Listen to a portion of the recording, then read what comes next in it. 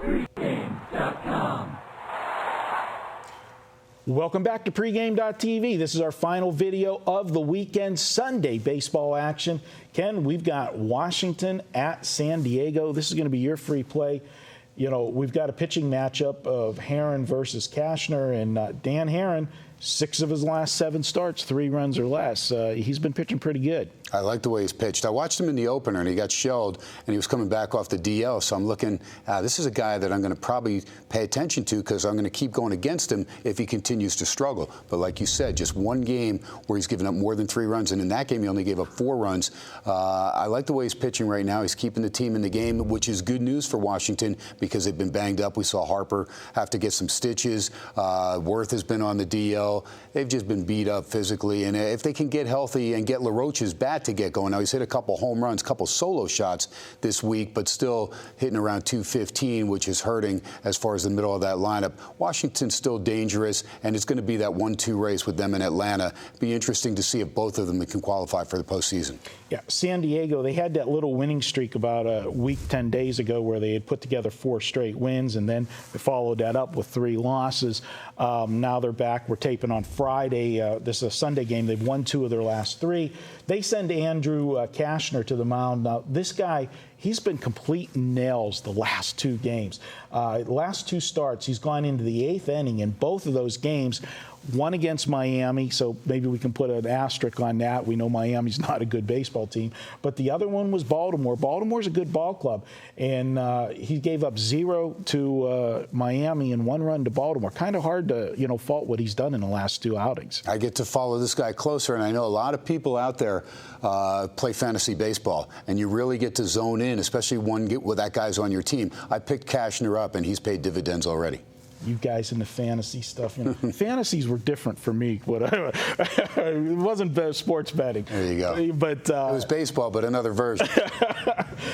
San Diego, the problem concerns me with the Padres is this team, and it's nothing new, they got to struggle to score runs. Mm-hmm. This is a team that scored 3 runs or less in 5 of their last 7 games.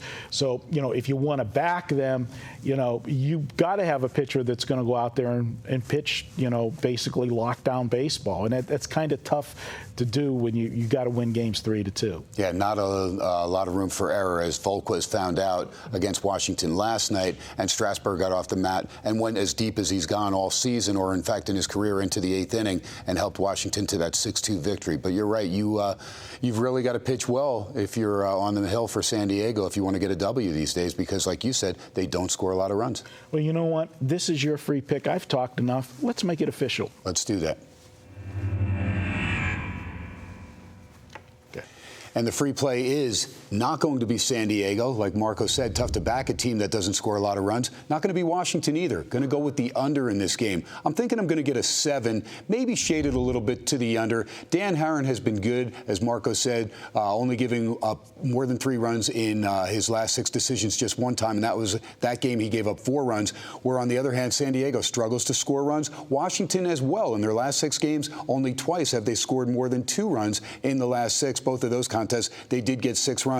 But going up against Cashner at home at Petco, I feel that this game is going to be right around 1-1, 2-2, probably heading into the 7th inning. And I figure that Washington may win a close one, or maybe San Diego can pull it out in the latter innings. But I think it'll be a very low-scoring game. Even though it's daytime, ball carries a little bit better there at Petco. I'm looking for this game to go under the total of 7, which is what I made it. Chuck said if you're real fortunate, Grinchy, you may get a 7.5, but don't hold your breath. But I do like the game to go under, as Marcos talked about, both teams really struggling to score. And how about no 300 hitters in the everyday lineup for either one of these teams? Both have a 298 hitter. Of course, Bryce Harper hitting at 298. Chase Headley, he's back, also hitting at 298. Then a big drop down. You go to Ian Desmond, second on the Washington lineup at 280. Zimmerman, 274, just back from the injury list, of course, was on the DL for several weeks. And then LaRoche, as I talked about, at 215. They need him to really pick up his production and start getting those doubles that he was accustomed to last year, as well as hitting the long ball. Headley, he needs help. He's got Denorfia and Jerko Morrow, the youngster. Both these guys, 271 and 283 respectively. But other than that, a big drop off from there. Everybody under 250 for San Diego. So give me the under. I'm going to think it's going to be right at 7 on Sunday's action. That'll be Cashner and Harron, Washington and San Diego. My play under 7 on pregame.tv. All right, Ken, and like you said, depends how the games go Friday and Saturday. You may end up getting a 7.5, and that would be just bonus on Sunday. But definitely, sounds like you're looking at this game's going to be like a 6-run total. Yeah, I'm impressed, Marco, with the way that Harron has come back. His arm strength looks very good, and so now his changeup's starting to work. Why? Because the fastball's got some zip on it. Absolutely. All right, guys, that wraps it up for the weekend.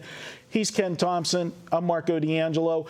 We'll be back with videos. Tuesday crew will be in here. You'll see Fezzik, Brian Leonard, and Vegas Runner. The circus, the three-ring circus. The three-ring circus, for sure.